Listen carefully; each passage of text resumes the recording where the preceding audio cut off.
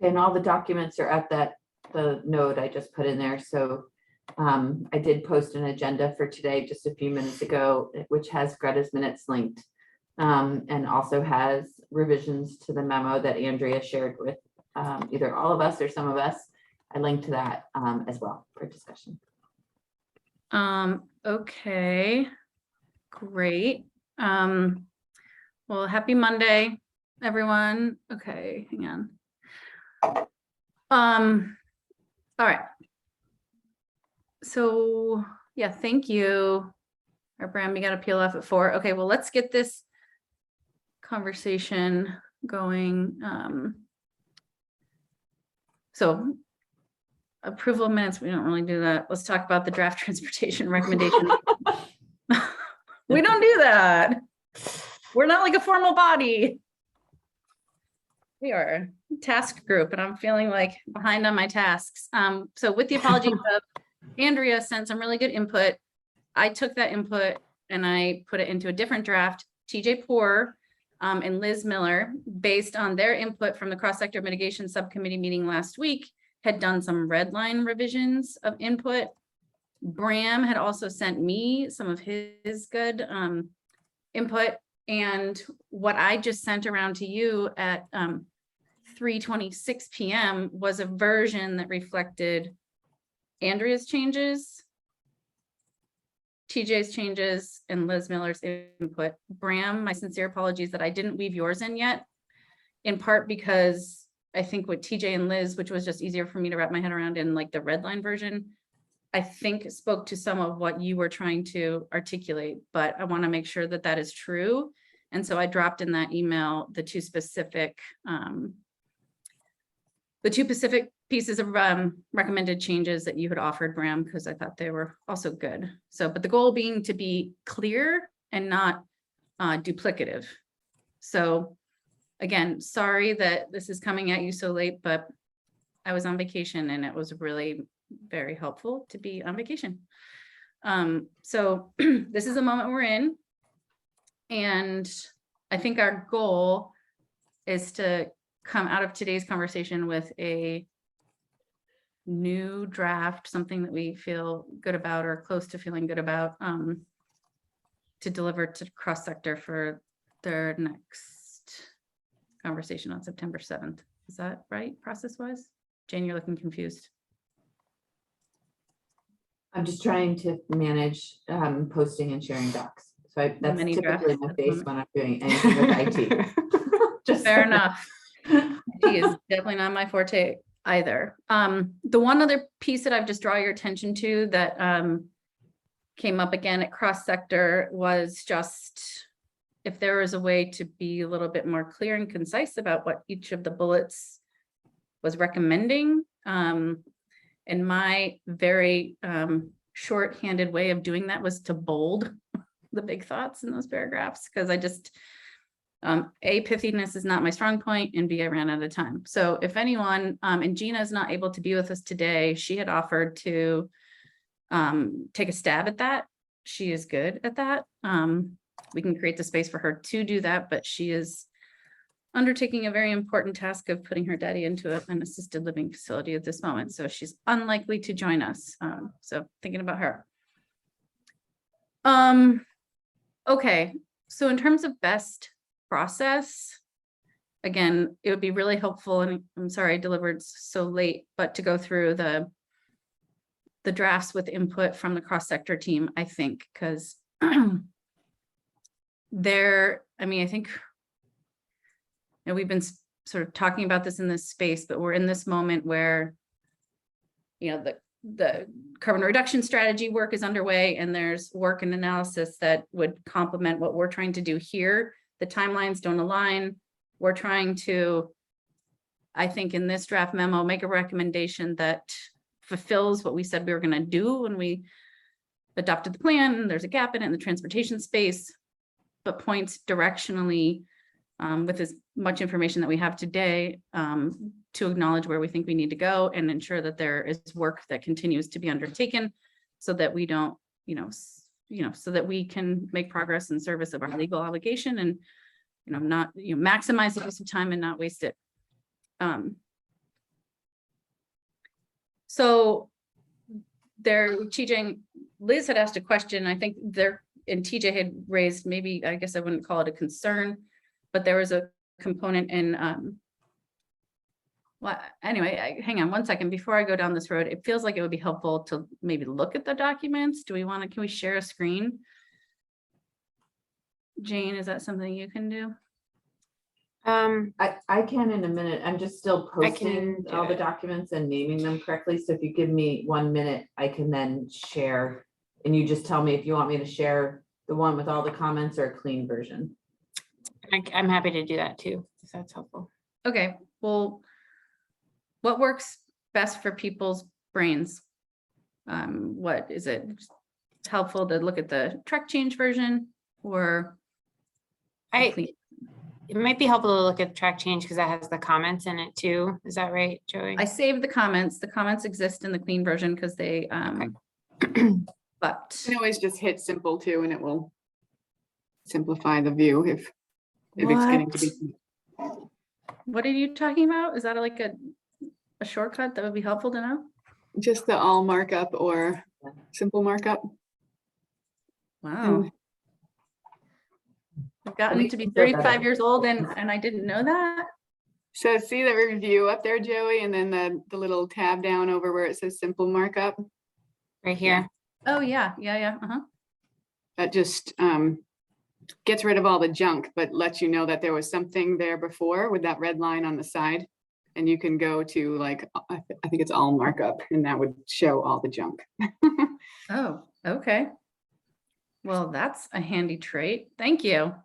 Good to know. Okay, well, it didn't seem like people had any specific suggestions for the first page. I guess not surprising, but more on like sort of the substance on what we're recommending. So Andrea, I didn't resolve your initial comment of, is there a reason this shouldn't just be incorporated or stand alone as the first bullet? Yeah, that's what I was like, my persnickety comment last week was, it says that the task group recommends the following, and then it talks about the commitment and the technical analyses and talks a little more about that. And then it goes into, we recommend later too. And I just am like, why are we recommending two different sections? Am I missing the point there or? Yeah, I mean, I'm happy to format in whatever way. But my thinking originally may not have been, I don't know, like we can do it whatever way.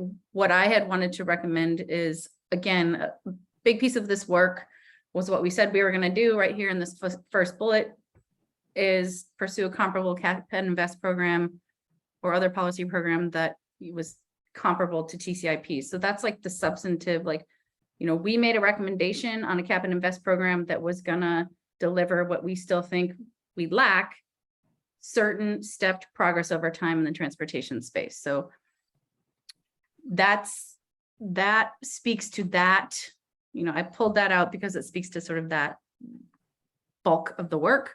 And the other things are in service of that, but don't necessarily, you know, aren't answering that question. So it was essentially meant to sort of draw it out a little bit more, and it's a formatting issue. I don't, you know, I don't. I just didn't know if some of the comments made at cross sector the other day with that legal legislative line that Liz was talking a lot about, but maybe that got changed. I don't know if I see that. That also got changed. I think, you know, TJ, and you can look back at the track change version, took a stab at that.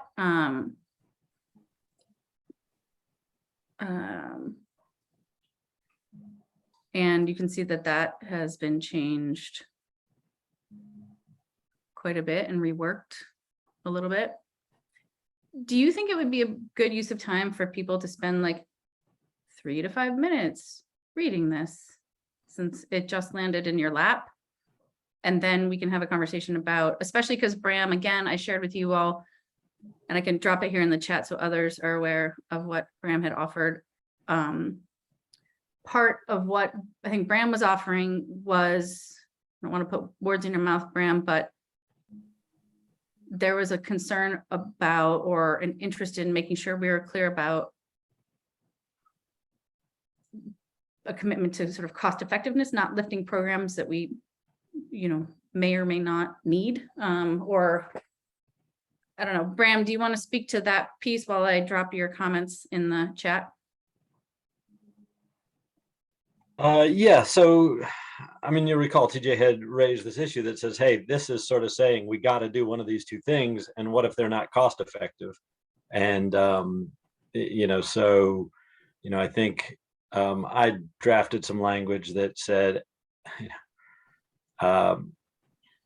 sort of with what we know now, we do in fact have to do one of these two things, and cost effectiveness should and will be part of the decision-making process as we decide whether it's regulatory or cap and trade, which we go with. So I think that was just a clarification that at the moment we don't see any choices beyond these two, but we will continue to monitor the technology as it evolves, and if something else comes up, great, and if not, or even if it does, whatever we do, cost effectiveness will be part of the decision-making process. Yeah, and in the conversation we had at cross sector, essentially what I had shared with TJ is that was implicit and not explicit in this memo, because what I understand our work of the Climate Council to be is each of our recommendations goes through a greenhouse gas emission, analysis, a co-benefits, a technical feasibility, cost effectiveness, feasibility, and an equity screen. So that's what I'm saying. Like clearly cost effectiveness is embodied in it, but it wasn't explicit in this memo. And Bram was aiming to make it explicit.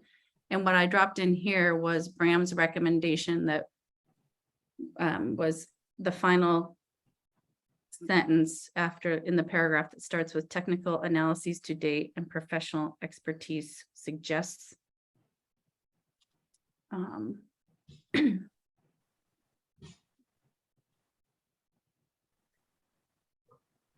So this is what Bram had, I think, taken a whack at being explicit about that. I think Liz and TJ in their red line versions had also woven in cost effectiveness like several times now in there. So maybe it's hitting the mark, scratching the itch, whatever you want to say.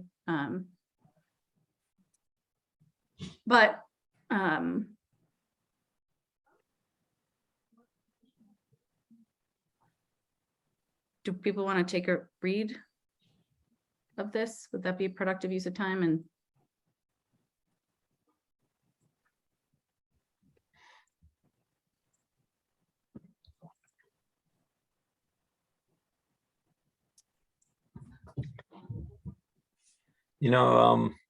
I don't know how effective it will be for us all to read this online and then try to edit it together. I might recommend that someone, maybe you, or I, since I'm suggesting it, I suppose I should also volunteer. Just incorporate all this and send out a clean version for people to comment on in between meetings. well, I did. And what I'm saying, Bram, is I did send out a clean version. It does not reflect what your two comments were, but I think your two comments were reflected in the red line version that Liz and TJ had offered. Yeah. It doesn't lay out the 5-level screen, Bram, but it does address like the 5 things that you had in your comment, but it does address the cost effectiveness component, which is what he wanted. Which is great. So Is that the one you sent out like this afternoon? Sorry, go ahead. Is that the one you sent out? Yes, at afternoon? 3:26 p.m. I sent out 2 versions, one with track changes, one clean version. And the clean version was one that I was hoping was close and felt as good as potentially possible to what the concerns or the input that we had heard to date. So I don't know if somebody else wants to take a stab at it, but I'm kind of feeling like it'd be good to today, if we can, address any big issues or concerns, and then come as close to possible to a draft that we feel good about for cross sector. Go ahead, Jane.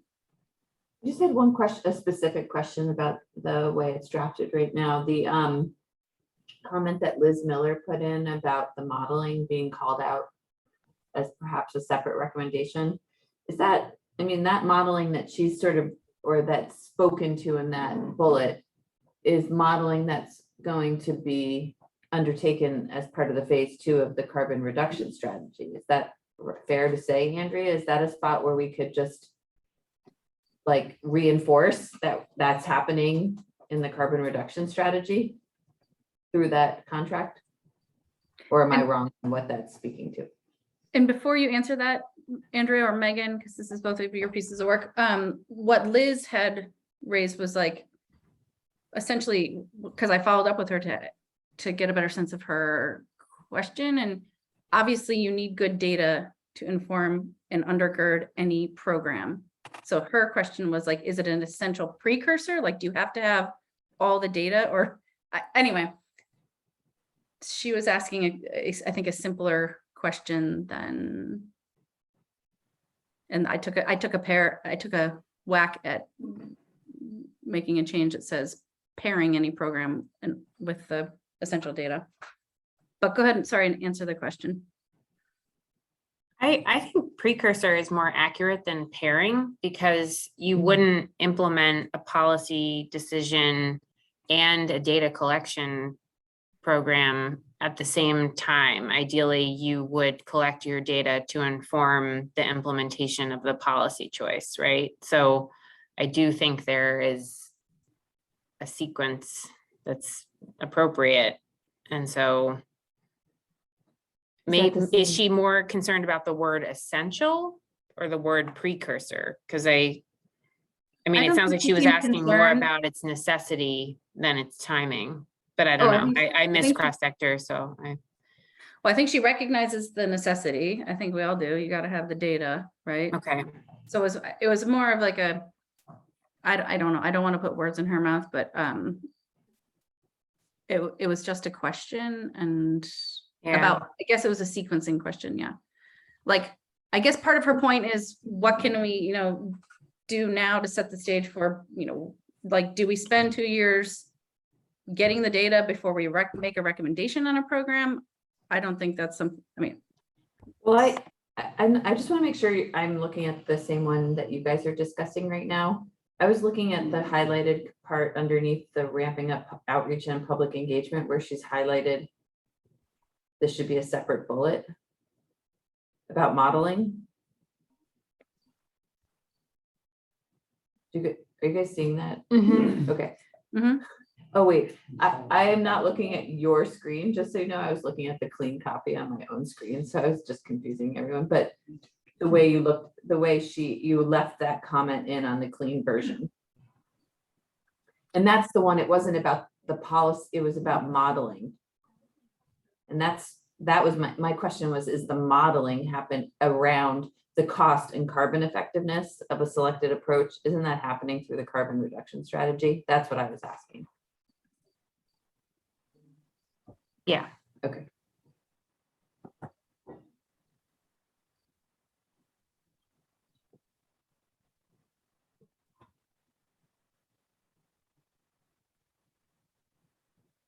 But Joey, going back to the reporting bullet, I guess my preference would be to leave the word precursor.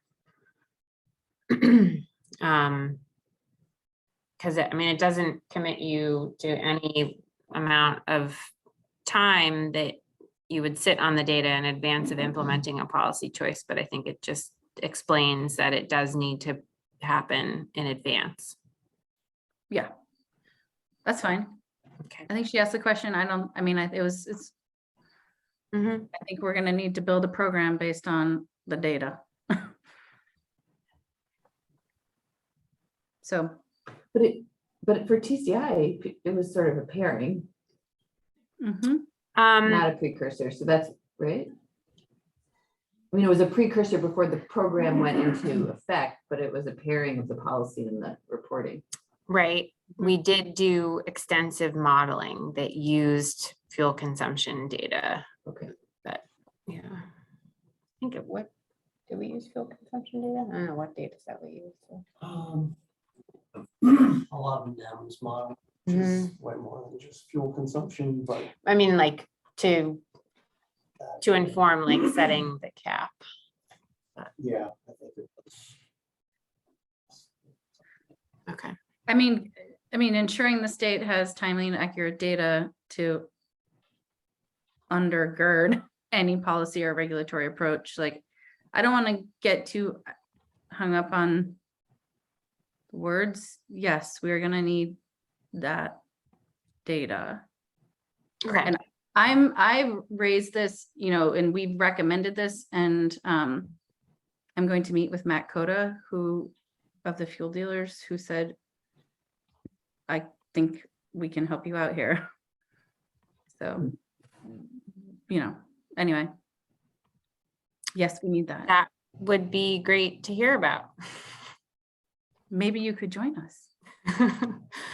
Yeah, it'd be good to hear his thoughts. Okay, I'll keep you posted on that. But Okay. Zooming back, I mean, do we want to wordsmith this right now, or do we just want to say, like, keep it a little bit more cleaned? It's like just in the way, maybe not the best framing as I just did, but like assuring that the state has the essential data to undergird any policy or regulatory framework. And it doesn't speak to the sequencing, but it does point to the need for A&R to stand up a reporting program. Yeah, but yeah, I don't need to get hung up on words either. I just wasn't on the meeting on Thursday, and so just wanted to understand Liz's concern. Okay, do you want me to go back up to this paragraph here, or where do folks want to go? Well, I think Bram, at this point, probably we can work on the we have both of these documents. We could look at them and make the final clean for next Monday, which seems fine to do that between now and then. So people can finalize, read, and wordsmithing can still, in fact, incur.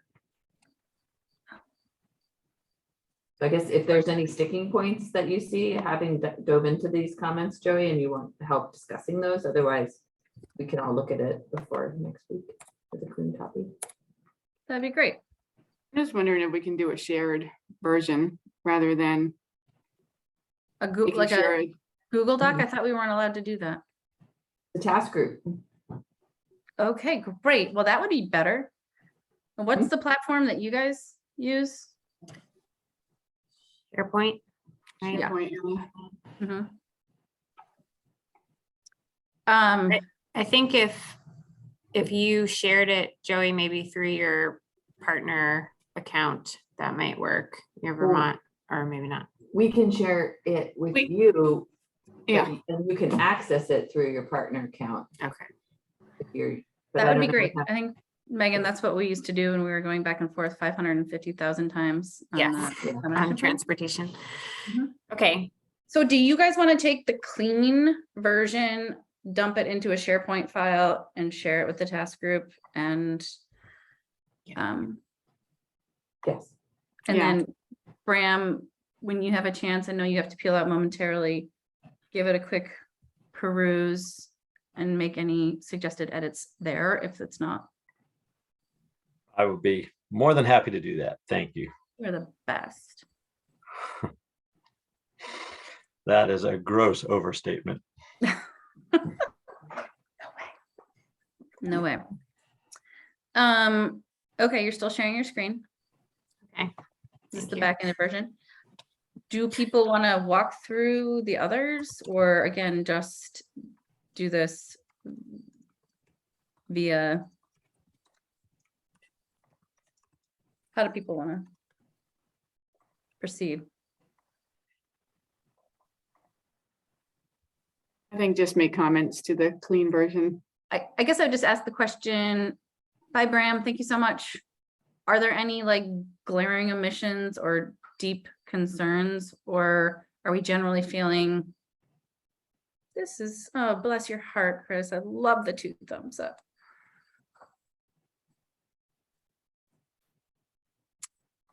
Okay. Do we want to open the floor for public comment so that people can, at this moment, because this seems like this is a draft where it would be really helpful if folks have input to hear it now, because I think that would help me anyway. So I don't know if anyone else wants to offer public input on, and it may be a little difficult since you don't have the draft. So I guess I would just invite, It's online. I posted it. oh, you did? Okay, great. Yeah. All right, well, we're gonna do public input at the end here too. So if, you know, you need a little bit more time to review what we actually, the words on the page say before you weigh in on them, we can hear that input later, but any thoughts now would also be welcome.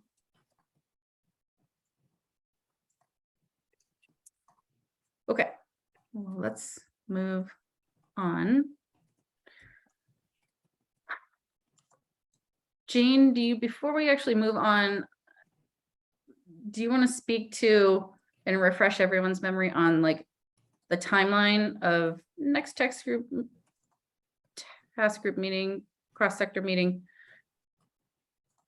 You know, just like the timeline, and because we have prep for the council, I don't know if there's anything we want to flag or discuss in terms of what we need to be doing to prep for the council.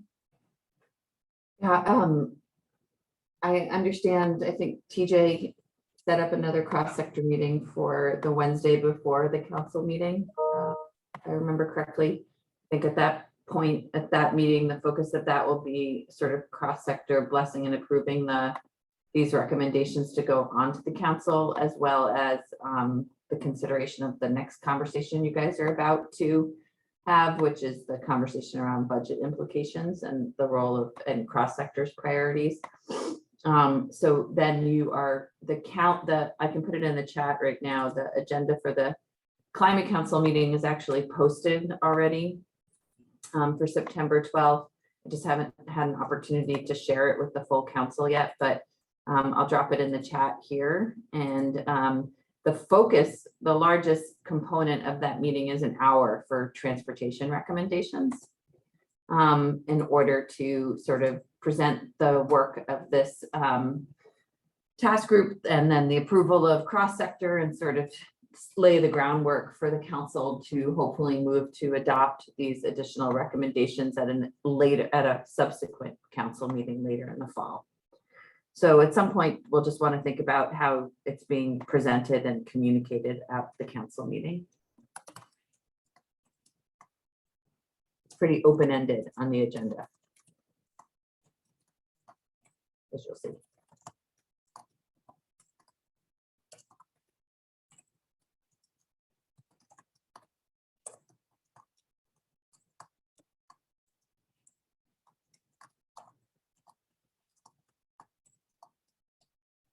Are you anticipating, Jane? Okay, got it. Never mind.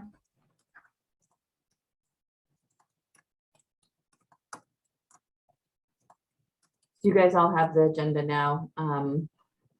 So I'm not sure how you want to handle prep for that, but I imagine maybe there'll be some discussion when we meet as cross-sector, because I imagine you, Joey, you and Gina and Jared in some way will take the lead on presenting that as the task leads, but just want to coordinate that with TJ and Rich about how you present all the work that has gotten to this point for those recommendations.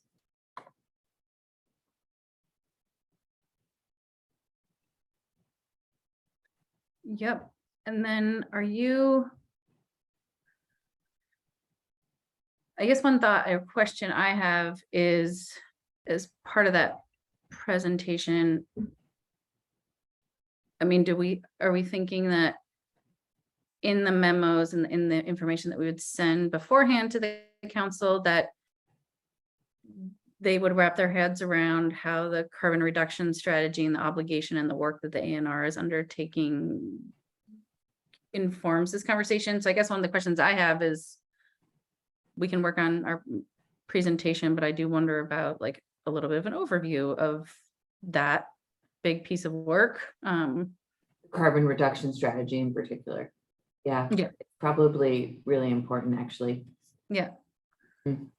So So just so that we're flagging that for them, what it is, the phases of it, and how we're trying to, you know, Marry the follow two. through on our, you know, the work we need to do and filling the gap at the same time where these two big endeavors don't line up, but that ultimately the goal is to have them converge in action Yeah. at some point. So I don't know, Andrea, if that's something, or like Andrea and Megan, we can work on together, but it seems like a quick presentation from you or others. That would be an AOT.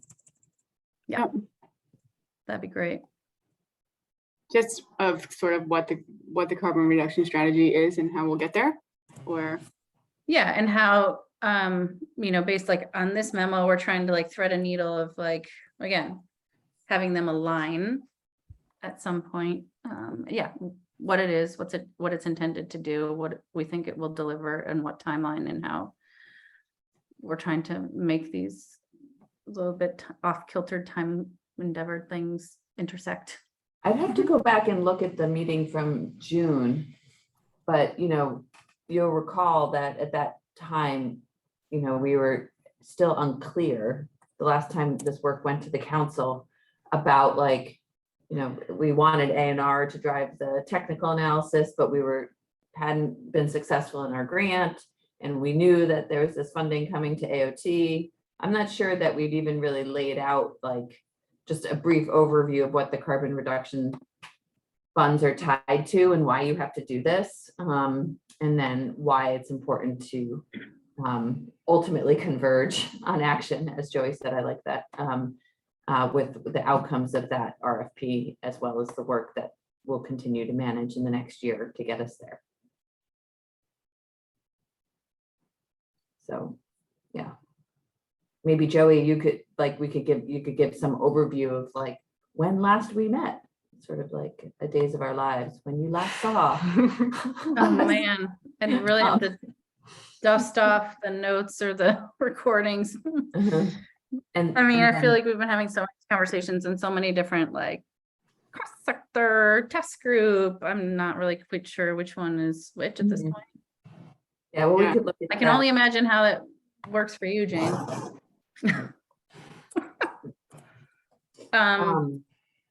But then a presentation on the carbon reduction strategy makes a lot of sense to me. And the and funding. it feels like it should be an essential precursor to. Yes, not a pairing, but a precursor. Mhm, I like it. Mhm. Okay, well, Yes. Andrea, if that's something we can work on together and ask you, Michelle, however you want to do it on your team, yeah, that'd be great. Okay, we can do that. excellent.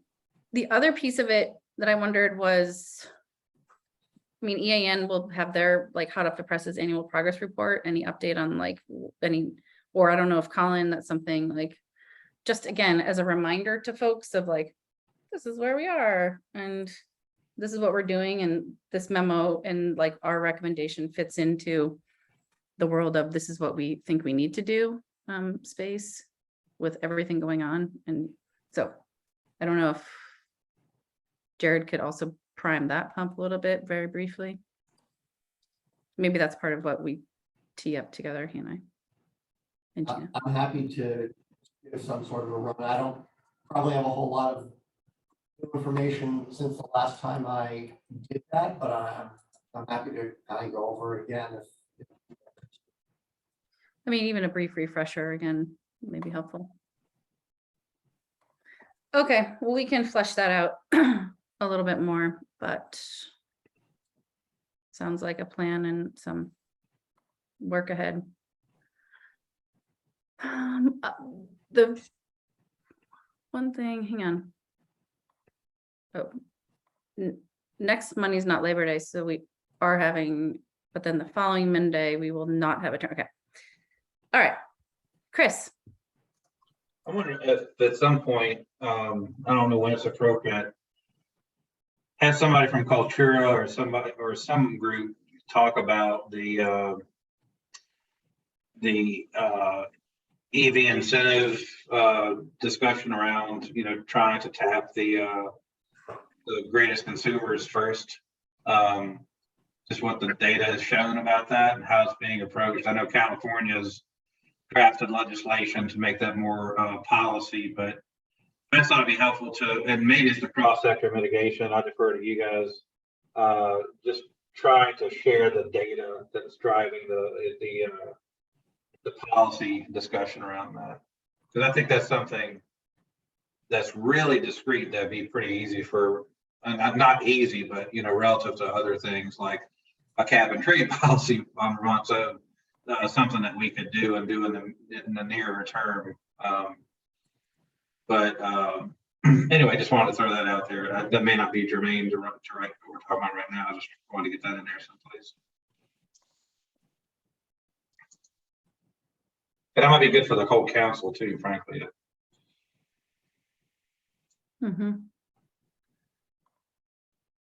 I'm certainly open to it. I mean, I know you saw the sort of little tweak that Andrea had made to that section is like so I just, yeah, and I don't know if that's something, Chris, you could help line up, or if you have a vision of what that could be in a short amount of time, but it does seem like helpful context, because my guess is that theory, right? I would assume that that's an important theory that we would apply, that we'd like to apply to drive the equity outcomes that we want to drive a little more broadly. Well, it also is to my mind too, it's a practical application of how do we get at those rural users we keep hearing about who don't necessarily see themselves in an EV future, but they're the ones who would most benefit from it. And so to the extent that we could start having a more, not to hijack everything else, but to have a bit more of a discussion about that, I just thought it'd be useful. I'm happy to help. I just don't want to go off on my own if there's not some kind of consensus that yes, this would be something good to dig a bit deeper into. Is this the proper context? Does it need to happen someplace else first? Is it more of even a TPI discussion or some other conversation within around VTrans? Is this potentially I'm trying to remember the research, the fund that VTrans that funds research, but is this potentially a topic that could be funded through the VTrans research money to look specifically about what it might look like under a Vermont context? But anyway, Is that what you were trying to offer, Andrea? It seemed like it sort of speaks to some of how you're saying we should analyze this and think about how we would. That's Yeah, why I mean, I guess, and I don't know fully the scope of what we'll be doing with our incentive optimization work, or I just don't know how far that will go. But yeah, that's kind of what I was getting at. Like these things should be part of the scenarios that are analyzed, and seems like off the cuff a good idea. But yeah, what's the data going to tell us? Is it going to say, what do we have to do to get these people who might not normally want to be in an EV get into an EV? Or is there something else that's going to help be more carbon reduction effective, So, I mean, I certainly can, this is, Patrick's world in the incentives at VTrans, and he is working with the Center for Sustainable Energy, and they do a lot of work in California. So we should probably just start the conversation with them and see what they know about it, where they think they're going. I mean, we can do the data, but I just don't know. I don't want to duplicate efforts through these recommendations and what might already be being done to some level, at least, with our current contracts. So probably seems best to start with the conversation with them to see what they know or how they think they can fit it into the work that they've proposed for the end of the year reporting.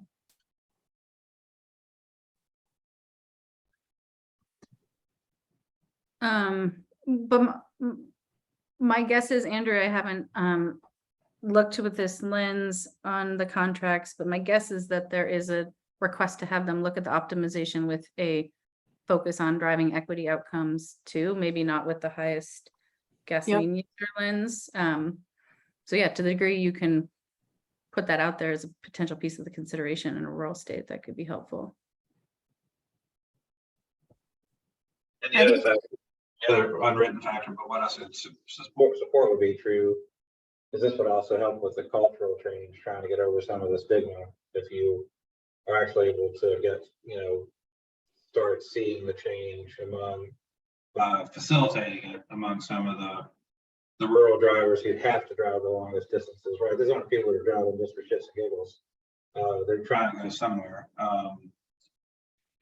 If that works, and then you start seeing more of those vehicles among that cadre of folk within our population, it might be do more to promote the change. The other thing too that I ran by Liz Miller, and this is a little bit of an aside, but it gets to the broader cross-sector mitigation question, is rather than pigeonholing like the transportation side of thing, the residential side of fuel thing, if we start looking at these things more as packages, like resilience packages, to where you had a small array, you had the battery backups, you had the EV, you had the charging station, and you start looking at it as more kind of grid resilience or electricity resilience, power or fuel resilience, to where you could continue to stay warm, be mobile, and other things that generate some of your own fuel at your home, to both power your home, power your car. You have the power to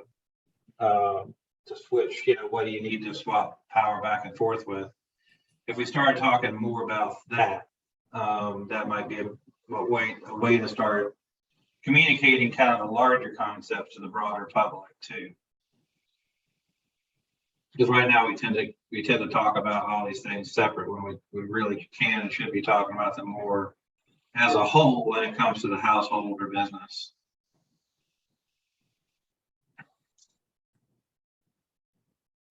Yeah, I agree. The challenge is like, how do you do that? Like logistically and through policy in arenas. I totally agree. Anyway, it's an important point. Thank you for putting it out there, Chris. And to the degree we can keep thinking about it and find opportunities to tackle it, that sort of whole approach. And to the original point about the heavier gas users, I'm happy to help any way I can. I just want to be constructive, and I guess, Andrew, I'm happy to work with you if that helps expand your bandwidth. And again, seems like there's a lot of opportunity here to start having that conversation, whatever that looks like. So yeah, well, I'd like to think about it with you too, Chris, at some point, because this sort of harkening back to the time that I spent for a long time when we were exploring and hoping the state would explore a progressive, price on carbon pollution, and working with our low-income partners on that because of how overburdened some folks are, wanting to change that dynamic. I can tell you just anecdotally that like people not wanting to share their information and just being like the cultural rejection of this was a real and palpable, intangible thing. But I don't know. But if all you're sharing, if you're driving, if you have a vehicle, you're getting it inspected. Yep. And we generally know what kind of mileage a vehicle gets. And so if you look at I know maybe everybody's heard this before, there's what you inspected, what the mileage was one year, there's what the mileage was the next.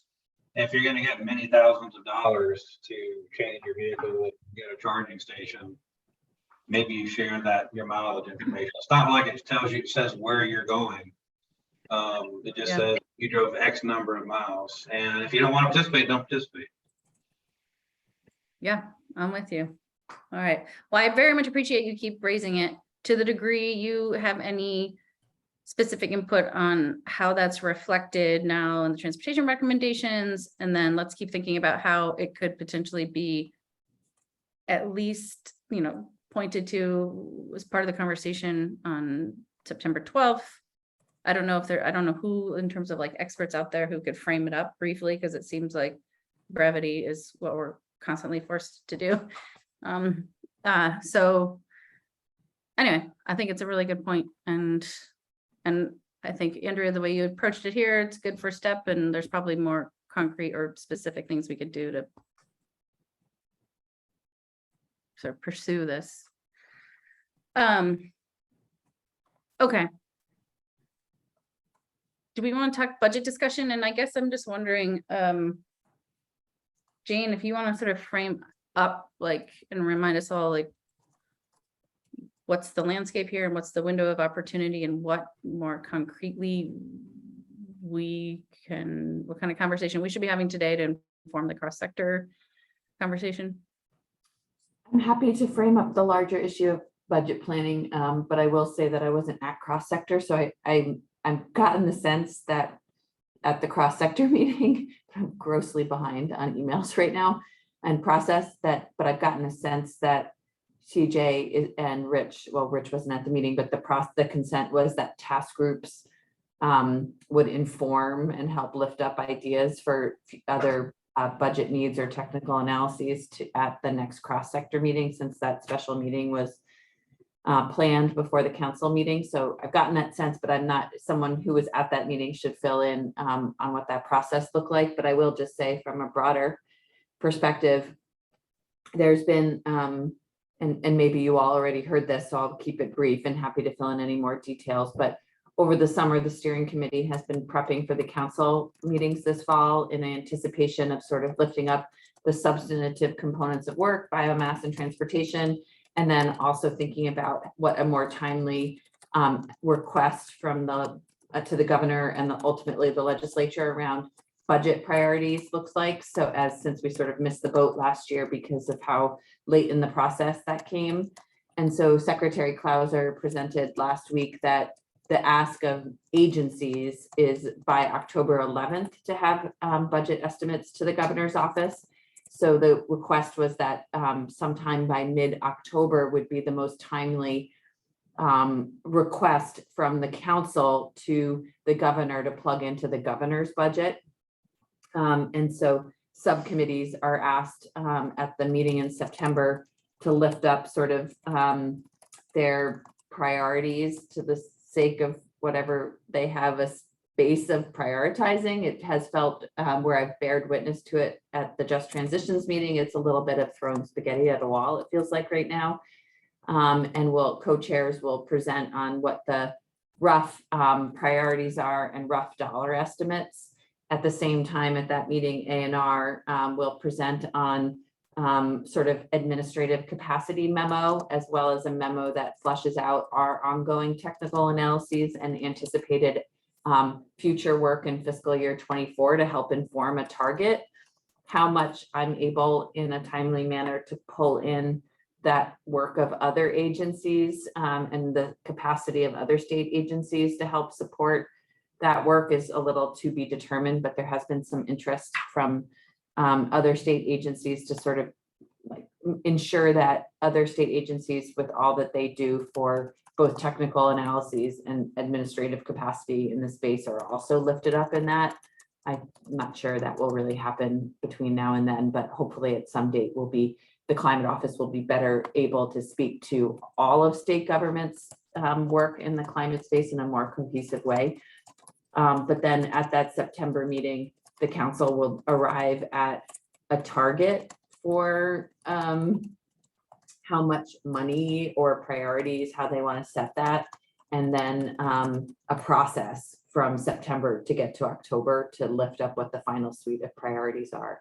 And I just want to emphasize that that's a climate council process and target. So like how successful the council is at that is how successful the council can be at shepherding a process and a prioritization. So I only put that out there because it's been hard for the council to do that to date. And so it may just be that all priorities get put together into a memo, or maybe that there's a target and prioritization that happens between September and October.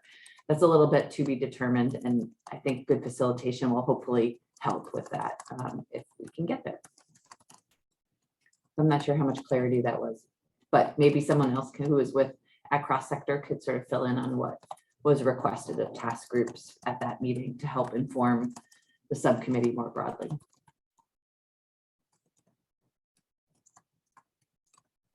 We didn't spend a lot of time talking about it. I think what you summed up is, yeah, the task groups should go back and think about that, but there was not a lot of clarity around or deep conversation around, well, what's the parameters around that? And like, is the sky the limit? Like, I don't know, there wasn't a lot of it wasn't a long conversation. It was just like, the task group should think about it to inform conversation at the broader cross-sector level. So now we're in the You moment. guys are really well positioned though, because you have like really tangible recs now that you could think about resources needed to move those forward in the next year.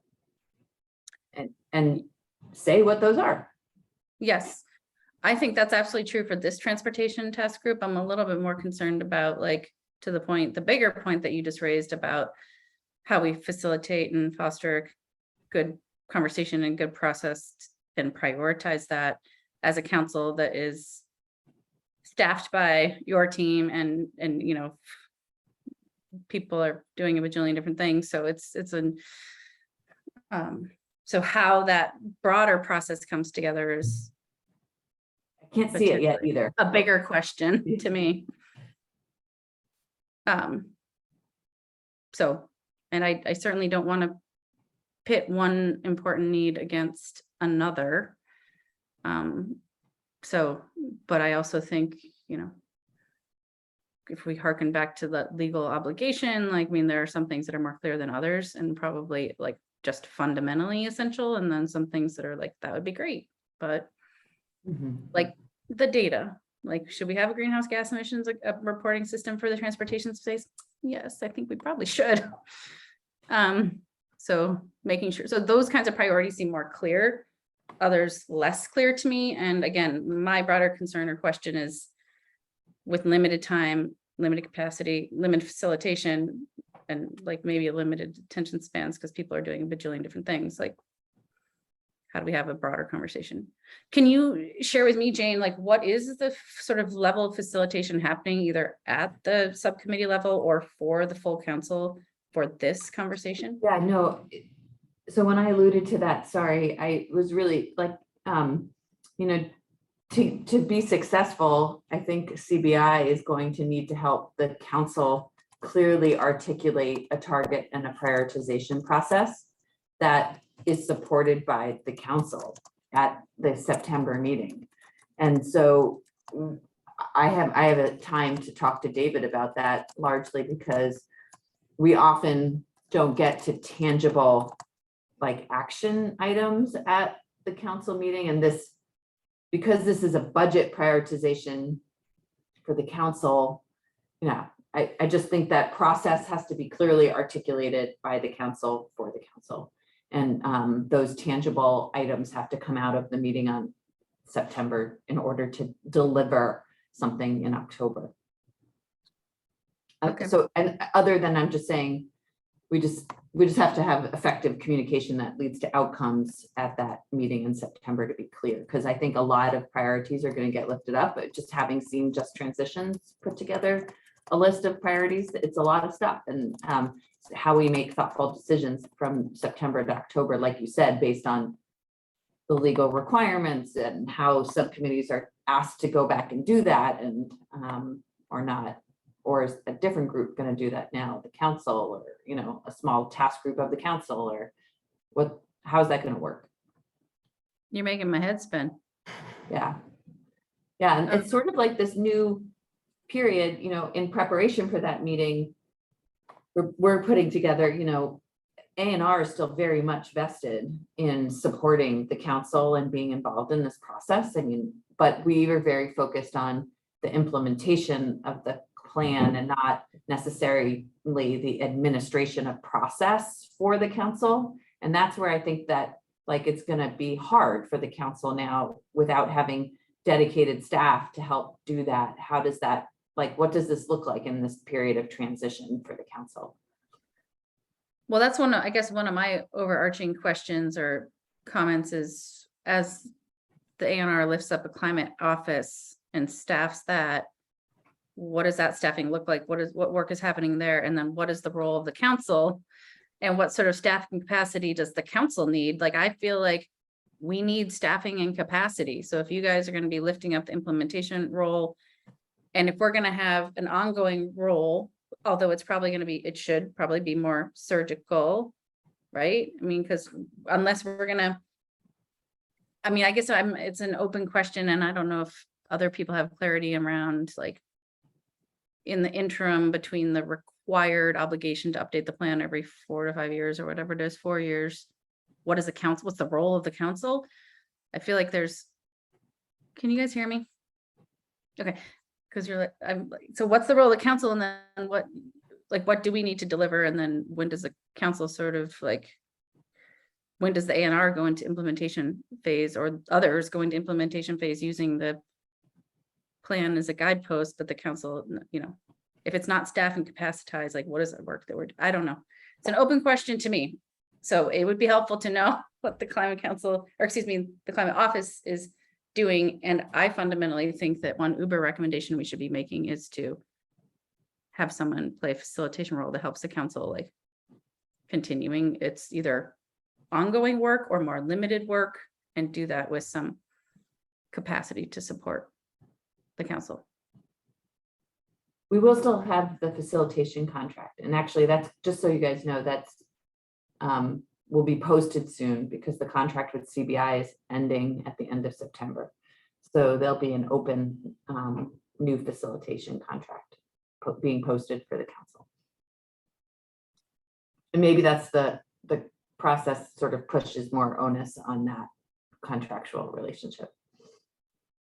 Okay. I mean, I think it, like having some support at the cross-sector mitigation subcommittee level to do that would be helpful. We haven't had, anyway.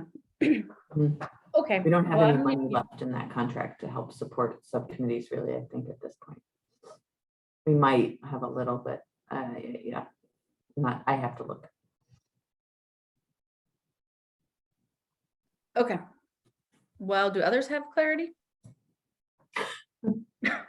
I have clarity. I feel like I'm departing at the right time. Stop it. You're not leaving. Come on. What do you mean you're parting? What do you mean? You mean from, you got, From the council, yeah. no. Yeah, I would need to, yes. Well, and when this transportation work is done, right, Chris? You said you'd give us like October? Oh, yeah. I mean, I'm not going right now. I mean, as far as, I have no idea what the speaker is going to do. I haven't heard anything. Jane, have you heard anything about what she's going to do about reappointments? I'm really curious, because I'm like curious what, I think everybody has to actually be reappointed to even stay on past October. That's I don't mine. think we just, yeah, so I haven't heard anything, and obviously we've been poking from sides to find out.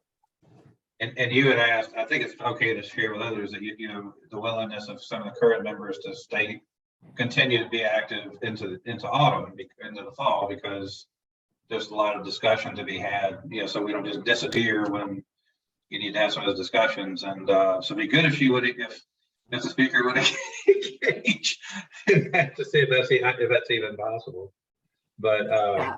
I shouldn't have made any comment. I just there's a lot before the council as far as how it's going to do its work, and you know, staffing and everything else. I should have just kept my mouth shut. Sorry, I didn't mean to. No, you shouldn't. You're good. Okay. Well, that's an open question. There's another one for us. In terms of looking at maybe our memo, which is still a work in progress, but I totally agree, Jane, that there are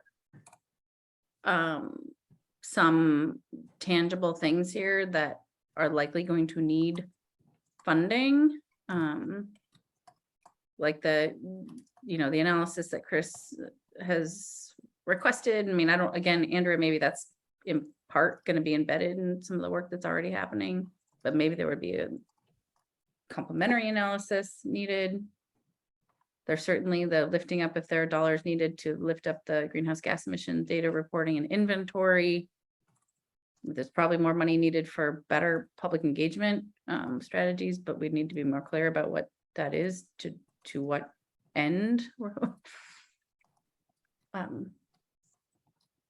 mean, those are certainly a few things. I don't know if others have. And then potentially just, you know, more capacity to support the council's work. I mean, I hear you on CBI, Jane. I have not worked very closely with them, so I don't know what that would look like if you step out as like an intermediary, and what that contract looks like for them to more directly support the council if that's required. And then there may be other things. Are people thinking about any other big needs in the transportation space? Which beyond some of those that that are in that memo that may or may need support. I think you highlighted the ones that are unfunded currently. Yeah. It's bigger than just that memo, but, and Andrea, I've lost track of this. I used to serve on the committees before when they were talking about transportation funding, but you know, back to Joey's point about people's concern about reporting how far they've traveled, you know, eventually we're going to have to move away from the gas-based funding for our roads. And yeah, so at I gather at some point, maybe V-Trans already is doing research on what does that look like, what works best for Vermont, what, you know, but obviously it's something that the nation as a whole is going to have to move towards as we continue to decrease consumption of gasoline. It's not just limited to us, and I reckon that may be the case for other countries as well. But that's a really big research topic. And like I said, I know how hard those discussions are. I could have been in them before. Mm-hmm. Yeah. Mm-hmm. Okay. Mm-hmm. All right. Well, maybe we have a general sense, we can have a conversation at cross-sector on the 7th. If people have any more specific concrete ideas, it's a window of opportunity. And you I know, just encourage, like, maybe to think about like resources, like the dollar amounts for things. And the issue with like the reporting, I'd be interested to hear from Megan and Colin, but you know, like it'd be good to think about what one-time monies can go to, because it's really, you know, when there, Jared was really good at the steering committee flagging like long-term funding needs. He spoke really about more like implementation of the GWSA and programmatic and policy implementation, but then there's also like long-term funding for like capacity needs and whether that's emissions reporting or what. That's different than like one-time asks. And I'll just say that like one-time asks are pretty easy and not easy is a wrong statement, but easier and more compelling to get. So if there are like bucketing the two, like showing what some one-time monies would be really helpful at advancing versus long-term funding needs, that is sort of, I think, ultimately what cross-sector probably wants to get to. Because we've been really successful in getting one-time funds for technical analyses in the climate office, and I don't anticipate, or the GWSA and climate council work, I don't anticipate that changing. I think we'll be successful next year in getting additional one-time funding for further analyses. just go ahead. I don't think it's for Vermont to do on its own, but at some point, somebody's going to need to do some research on the implications of the weight of EVs on dirt roads, because a lot of these vehicles are going to be really heavy. And what does that mean as far as road construction? That's a big like transportation lab type project to look into that, but it has serious implications for our mud season. For mud season, it's for pavements, it's for guardrail replacement. Yeah. Yep.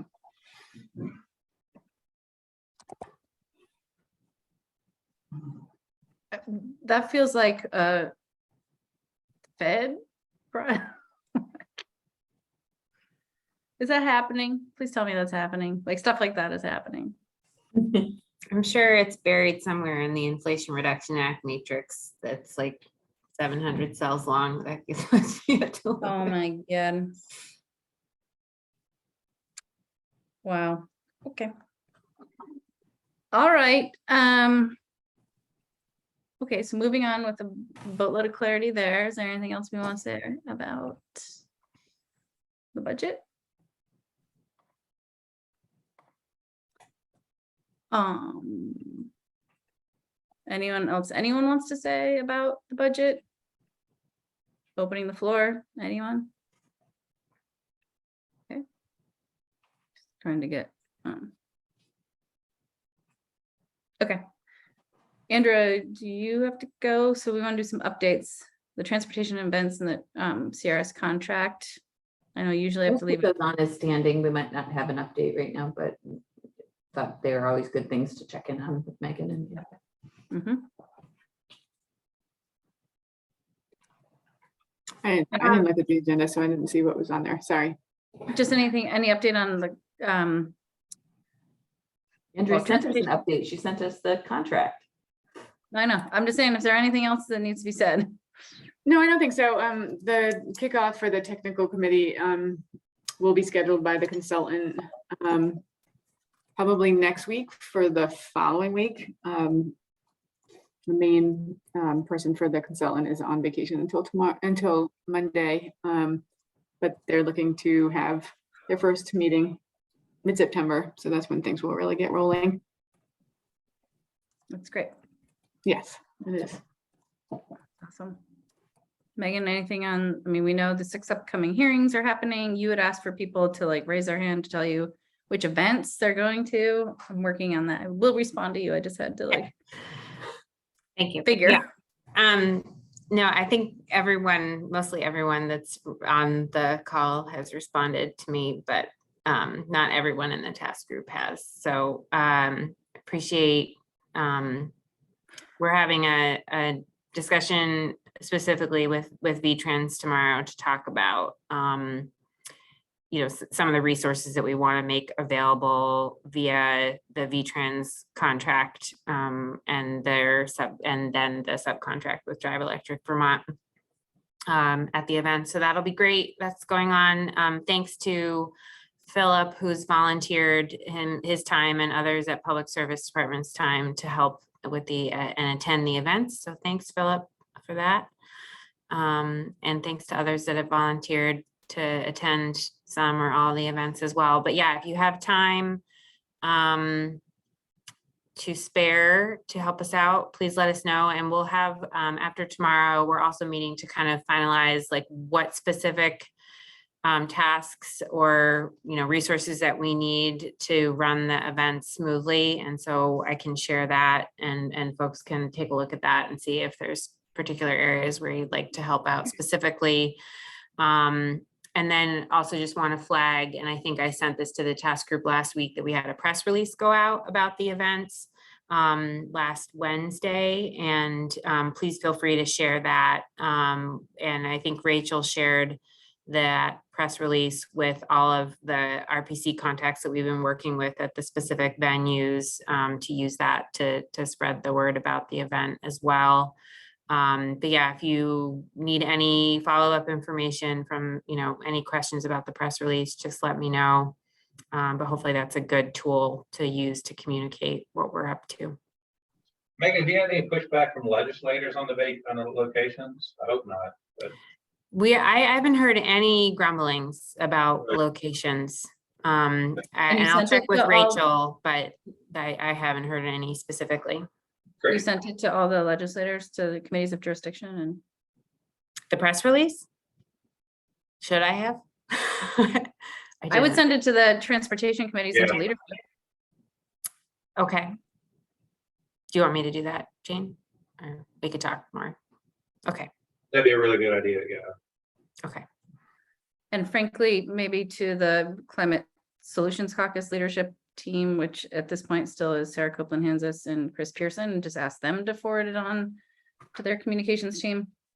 Okay, That'd be great. all right. I'll put that on my list. Are there any hearings that where you're lacking staff capacity, where you really need people? That's a good question. I think probably to be determined. I mean,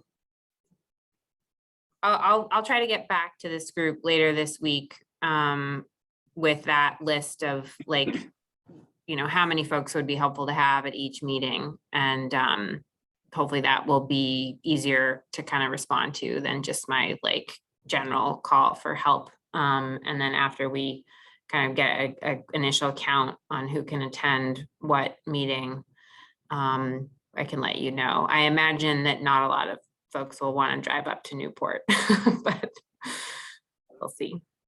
And make it to that end. I mean, depending on what kind of support you need, I mean, don't hesitate to call the RPC in question wherever the meeting's being held. Mhm. To see if they can provide whatever help. Don't. Yeah, I think that they are already being really helpful. Rachel has been dealing with those, that group directly, and I'll check in with her, but yeah, they all offered, you know, to be whatever help we would need, which is great. So, yeah.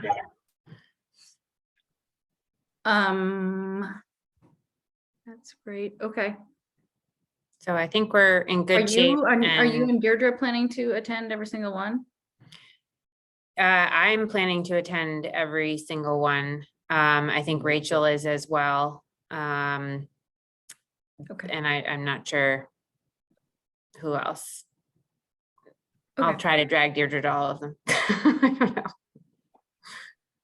And when is the virtual one again? That's on the 23rd at noon. Okay. Yeah, We're gonna have it on the 22nd, but the EAN summit is that day. So that will be a busy week. those people. Yeah, I know. Mhm. And Bellows Falls, be sure to stop by Dairy Joy. It's like an institution. They're really good creamies. So. Okay, good to know. It has an old Shoney's Big Boy up on top of the roof. That's a good. Oh, that's Yeah. awesome. Chris, I don't know if you know, I grew up in Windham County. So yeah, Oh, okay. I'm very familiar with the Dairy Joy.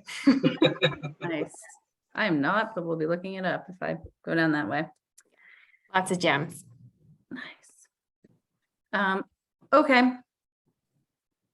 Public comment. I might, if Jordan's still lingering, just ask him to give a very brief update on the focus groups that they're doing. And if you have any other public comment, Jordan, but just to put you on the spot, because those task groups are going to be really important. I think will be helpful input to inform our work here. So I've been staying very closely abreast of that work happening through the EAN team, but I don't know if you, just a brief update, putting you on the spot. Yeah, absolutely. No worries. Not a ton of public comment, you know, appreciate all the work that's been put into the newest iteration of this proposal. As it relates to the various focus groups that we've been conducted, it's actually pretty good timing because I'm working on compiling all of the responses, both to a demographic survey that was issued in advance of those focus groups, on top of all the answers to the driving questions, which would be answering sort of answer by answer. Happy to circulate what those are with the broader group. But all of this to just say is that the results are in. I'm pulling together the report now. We're meeting this Friday to finalize that and then circulate it with the broader working group. So should have something available fairly soon. And that was a total of 8 focus groups in total conducted across the state. So have a really tremendous group of people who carried out some really awesome conversations. So more to come. And pretty broad sort of representation of interests and perspectives, which is great. Yeah, absolutely. So in total, it's Capstone Community Action, Central Vermont Council on Aging, CVOEO, Lamole Community House, Old Spokes Home, Rights and Democracy, St. Johnsbury Community Hub, and VCIL, or the Vermont Center for Independent Living. That's great. Well, thanks for letting me put you on the spot. I think that would be really important, you know, obviously to continue to ground truth and contextualize our broader policy and wonky conversations. Thanks for doing that work. Absolutely. Thank you. Okay. Anything else? Good people? Okay. You have 11 minutes of your life back. Thanks, Be Joey. bold, be bold with those minutes. Bye, guys. See you. Good night. Bye.